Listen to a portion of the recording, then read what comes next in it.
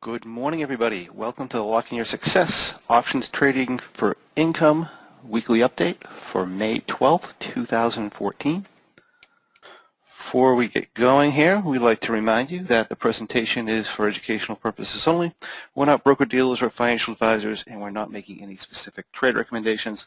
Also, the risk of loss in trading options can be substantial, so please be aware of all your risks prior to placing any trades.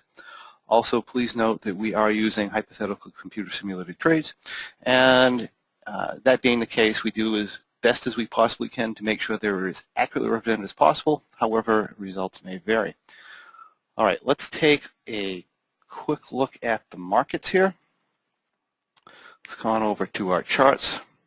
Oh, before we get going I'd also like to mention that the way that GoToMeeting works is they only allow me a certain number of webinars in any series, and this is the last one in this particular series. Therefore, the link that you have is going to shut down, and the registration that you've registered for is going to shut down. So I'm going to be sending everybody a link with an email with a new link so that you can register for the new series. So make sure you look out for that. If you don't register, then you're not going to get invited. So, make sure you take a look at that email and re-register. That would be great. All right. So from here, let's just switch over to a one-year chart on the Russell for a second. Last week, we were saying that the market, or at least the Russell, was likely to come down into this 1090 area, which has pretty much happened. We're saying that longer term, our indices are still looking sideways, but for the shorter term, it looked like the Russell was going to come down to this area. That was pretty much a no-brainer type of a forecast. The rest of the indices were up at a resistance level. The Russell was at a resistance level, and it was downtrending. So that was a pretty easy call. This week is a little more difficult. And it's different and more difficult because the Russell did break down. But if you take a look at the SPX, this pretty much held its high levels for the week. If we look at the Dow is actually very, very close to all-time highs. It was very strong last week. And if we take a look at the NASDAQ, even though the NASDAQ has been being weaker than the SPX and the Dow, it didn't get much of a pullback last week, certainly nowhere near what the Russell got. So to me, that's kind of bullish as far as the indices go. And it makes it a little difficult to judge because the Russell is obviously acting bearish and everything else is still looking like it wants to break higher. So coming this week, I'm kind of thinking of three different scenarios that could happen. First is that the Dow, if we come out to the Dow,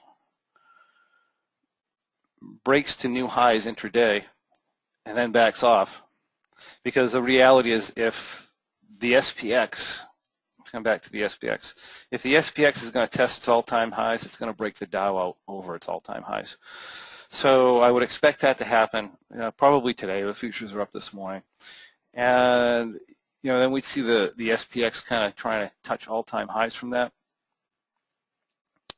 From there, I would expect this to back off, and I'd expect the Dow to back off also. And when that happens, I would expect the Russell to drop down to this 1075 support area. That's going to give, because the Russell's going to want to do that. It's going to want to come down here. That's going to give the markets a good launching point. And when that happens, it's probably going to break the SPX and the Dow higher to new highs, and that'll probably drag the Russell up to this 1060 area. I would say that's probably the most likely scenario coming forward. Let's look at some other scenarios, though. Another scenario might be that the SPX and the Dow break out. If that happens, then I would expect the Russell to just continue up to the 1160 area. And I'm still expecting the Russell to range sideways, even if the SPX and Dow break out. However, I would be expecting the Russell to go right up to the 1160 rather than trying to retest this 1075 level. And then we have the last scenario where the SPX and the Dow do not break out at all, and they try to come down and test their support levels down here at, on the SPX down at 1805. If we get a pullback to 1805 in the SPX, that's going to be kind of ugly for the Russell. If that's to happen, the Russell's very likely to get a minimal pull down to the 1055 area, but more likely that's going to create a topping pattern, and the target for that pattern is down around between 1,000 and 950. So that's going to create, or very likely to create, a very significant down move in the Russell. So right now we don't know where the markets are going. We're looking for, they literally have no direction, and we're looking for some sort of a signal. Our signals are the Russell breaking out higher, or the SPX breaking down from its, if you go to an hourly chart, breaking down from these lows here at 1850. Either scenario there would be fairly, that scenario would be fairly bearish. The SPX and the Dow breaking higher would be bullish. Of course, the Russell breaking the 1075 level, which is let's see, which is right down in here. I'm sorry, right down here. The 1075 level will be very bearish for all the markets as well. So that's what we have. Still in kind of limbo here on directional calls. All right, let's take a look at the trades. Everything in May was closed out. So if you remember last week, we were talking about the May M3, and I was saying if I can get clearly get this trade up enough where I could close it and get my $5,000 profit target, then I'd be up for doing that. That's what happened here. If you look at 9:30 Monday morning, we're posting about 56.52. I actually closed, I showed you this at 10 o'clock, but I actually closed it before 10 o'clock. This down move was very beneficial for us in the morning. We were able to close this out early in the morning for a profit of 56.97, which I believe is about 5.5. Let's see, what's my number? Oh, sorry, it's 11.4% of our planned capital of $50,000. So that made for a nice trade that month. Obviously, there were no adjustments to that trade at that point. Also, we were also discussing the ROCK trade, and I was saying the same thing. A normal ROCK trade generally has a profit target of 20%. However, if we're in the M3 mode for the duration of the trade, perfectly happy with 10%. So by Tuesday, well, Monday, this is what the ROCK trade looked like on Monday morning. By Tuesday morning, we were up well over our $5,000. So I was able to close this out if we skip to Tuesday.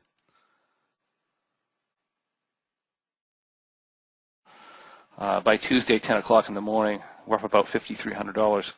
And I believe this was shut down. Let me drag the T-log over here. This was closed down at about 10:15. And I shut this down for a profit of, let's take a look at, again, there was no adjustments since last week. And if we look at our reports, this closed out at 51.53, which is just over 10% of our planned capital, which is pretty much what we're looking for in a situation like this. And then our last May trade that we had open was the May V Condor. And if you remember right, I was talking about if I get $2,500 or over $2,000, if I can clearly get over $2,000 for this trade, then I'd be out. And that as of Tuesday morning, this is what the trade looked like. Of course, we got our continued down move, and by Friday afternoon, let me shut this down. Okay. Okay, yeah, so we closed it on Thursday. I was off a day. So on Thursday, this was up over $2,500 or over $2,000, showing us 27.63. Actually closing it, I didn't do that well. So let's see, coming in here, if we go to the end of the day, there were no adjustments on this, by the way. If we go to the end of the day and we come to our reports, when we combine them, this was closed out at 25.20, making for about 2.5% return on planned capital. So those were the May trades closed. If we take a look at our spreadsheet here to see how we're doing for the year, remember we closed the May Bearish Butterfly, I don't know, quite a while ago, a couple weeks ago, early at our reduced profit target because we were closer to 21 days to expiration. of 19.4% of planned capital, giving that trade 63.1% for the year. This makes for a pretty much average year for the Bearish Butterfly. This is normally what it does most years. Like I said, last year we had an extremely bullish market, and that was an anomaly for it to do that poorly. It's very, very rare that happens. This year is more back to normal. For the M3, we closed the month out at 11.4%, making us up about 35.1% for the year. That is considered an average return for this time of the year for an M3 trade. We got the ROCK trade. That was closed at 10.3%, which is 51% gain for the year so far. Again, that's about average. And the V trade was closed for 2.5%, which makes that about 14.7% for the year. That would be slightly below average, but not that far below average. Normally it's a little bit higher than that. And for the year, on our planned capital that we deploy, for the year, for the total year, we want to be up about 95% of our planned capital. Year to date, we're about 41%, and we're a little less than halfway through the year. If we have a positive month for June, then we'll be right on target for that. And if you correct this for annual reserve, because remember, we're only using 50% of the account, then we're up about 20.5% for the year, and we're expecting 47.5. So again, right on track here. All right. That is the May trades. Let's go and take a look to June. So the first thing we had on in June was the June V Condor. And because the market's been so sideways, we really haven't had to do anything here. If we take a look at the position, here's what we look like. We could actually close out this call side if we wanted to. There's really not a whole lot of credit there. But let's take a look at the position. We've had the downside move. The trade's pretty much at break even. There have been no adjustments. Our delta numbers are about plus 36. That was as of Thursday when the market was way down. As of Friday, they were actually a little bit better. So if we pop up to Friday, we're now up about 376 and positive 24 delta. Trade looks really nice. Again, looks like we're going to range up in here, then this V is going to pop out, and when the market shoots up to around 1130 here, that'll pull out. I'd be hesitant, or at least not pull it out, but at least widen it out. I'd be hesitant to do so just yet. I'd want to see the SPX and Dow break out and be convinced that we're actually headed up. I'm not convinced of that yet. So this is the position here. Again, no issues. We have the June Bearish Butterfly, and since the market's been down, this is obviously doing very well. There have been no adjustments here. Here's what the position looks like. We're just 1/3 entered, up about 8 or 9% already. So if the market stays down and doesn't break out, this is going to be a very easy, profitable trade again this month. If the market breaks out and we take the run to 1160, as long as 1160 holds, that will also be a very good profitable trade this month. If it breaks out higher, then that's going to be a tough run for this trade. And that was all we had open as of last week. I did enter, since I closed the M3 trade earlier in the week, I entered the M3 trade for June on, at the 1080 short strikes with one 980 call on the 6th. So if I come to the end of the day on the 6th, which is Tuesday, I'll show you the entry position. We have our shorts at 1080. We have our long at 980. We are nice and flat delta to the upside. We got some nice downside protection, really nice looking trade. And if we just bring this forward to today, I'll just show you the analyzed graph. There were no adjustments last week because we didn't get a whole lot of market movement from Tuesday to here. And this is what the position currently looks like. So it's up slightly. Everything is fine. We don't have an adjustment point till under 1080. And we probably won't even adjust the upside till, oh gosh, I don't know, 1130 or so. So Or if some time goes by and our delta gets high, we may make a delta adjustment. But right now, this is sitting nice. So everything's going very, very well. And that is what we're thinking for the markets, and that's pretty much all we have for the trades. Are there any questions that anybody has? Okay, John, with respect to the May ROCK M3, if it were still open, was Friday a day to change from M3 to ROCK? No. All I would do on being that late in the trade, even if we hadn't closed that position, a couple of verticals would have straightened this out. So it would just be in an M3, and we'd just be going. You know, I could have kept the trade open. That would have been perfectly fine. If I kept the trade open, I could have kept the M3 positioning, probably gone for 15% anyway. I just decided not to do so. So that's what happened there. All right, and any other questions? Okay, if my delta gets high on this trade, okay, so I'm assuming you're talking about the June M3 trade. What would my adjustment be? So what's going to happen here, there's two reasons my delta, actually there's three reasons my delta is going to get high. The first reason is going to be, and I'm assuming we're talking to the upside. Let's talk to the downside first. My delta gets too high to the downside, the adjustment is just going to be a rollback. And being in this position here, my delta is not going to get too high to the downside until at least, it's down here at 1063. There are other guidelines in the trade that will actually roll the trade back before 1063. So we're going to have a rollback point before we hit our downside delta point. Now, the other thing that tends to happen is time's going to go by. As time goes by, we can just see this in our thing.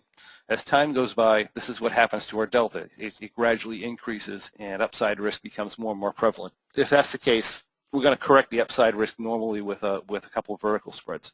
So as time goes by, we'll have a vertical spread adjustment. And or if volatility drops, the same thing's going to happen. We're going to tend to get an increased delta, and we can correct that with vertical spreads. And that's assuming no price movement. Obviously, if there's price movement, it's the same type of thing.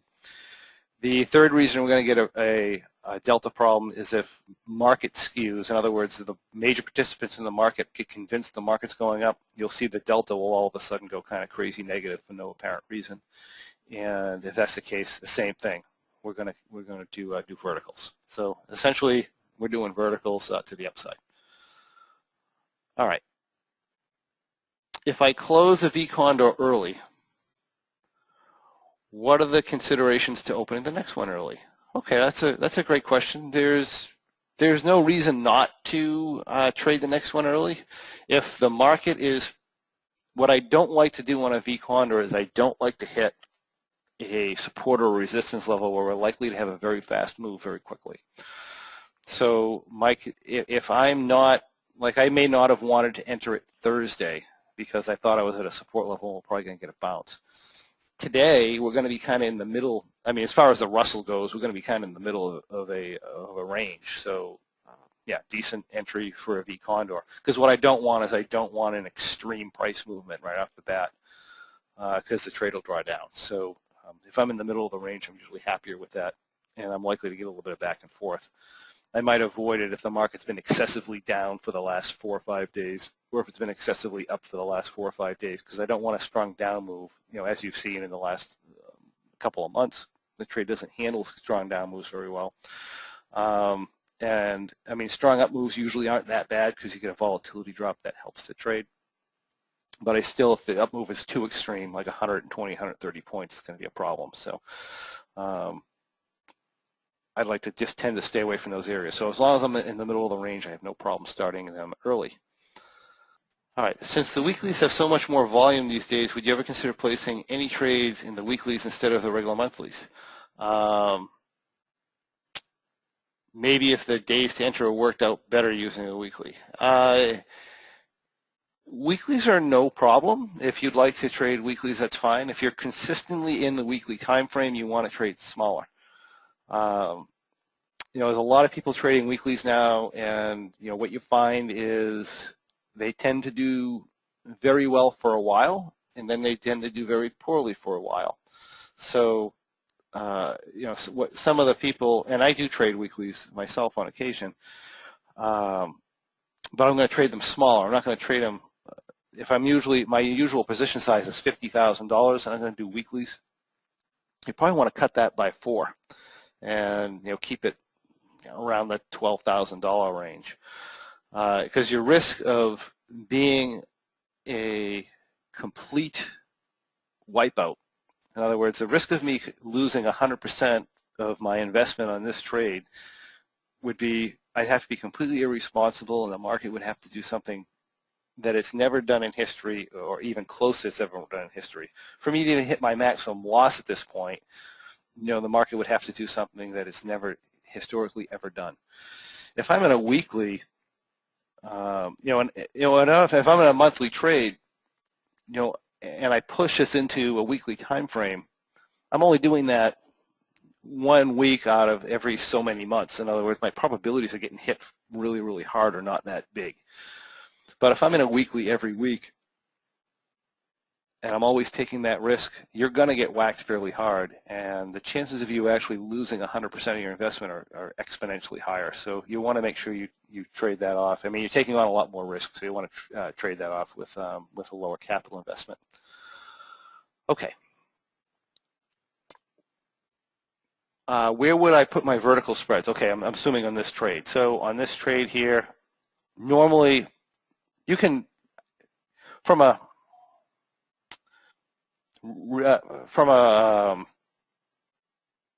in the big picture perspective, you can really put them anywhere. It doesn't necessarily matter, as long as from a big picture perspective, all you're trying to do is control your T+0 line, and you can literally put them, nearly anywhere. Usually, you're going to put them in the money, because it's going to be more beneficial for you.